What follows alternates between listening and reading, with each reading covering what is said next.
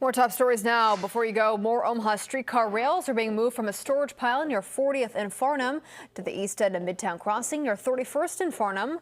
Work began around 3 o'clock this morning and wrapped up recently by 6 o'clock. Another lawsuit is filed against the Fremont company where a father and his two daughters were killed in a dust explosion.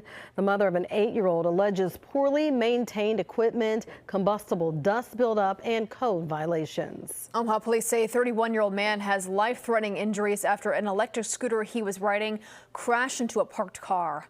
It all happened near 47th and Davenport. He was taken to the hospital with serious injuries. New evidence is emerging against a Millard science teacher, Matthew Lund. Prosecutors allege he used AI to create child porn. Court documents say Google tipped off the National Center for Missing and Exploited Children.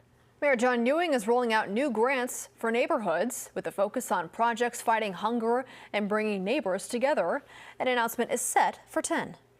The Nebraska Board of Regents is set to vote on plans to renovate Memorial Stadium. Nebraska Athletics wants a new south scoreboard, a connected student section, and premium west side seating. Well, finally, a look at what's going on in the Metro this weekend. Tomorrow is the Make-A-Wish Foundation's Blue Jean Ball.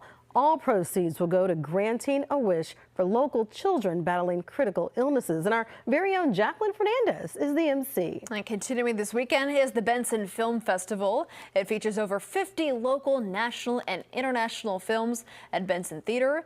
It goes until Sunday. And if you're looking to get out of the Metro, Nebraska City, the birthplace of Arbor Day, is hosting events all weekend long. There will be guided tours, tree plantings, and family-friendly activities at the Lead Lodge.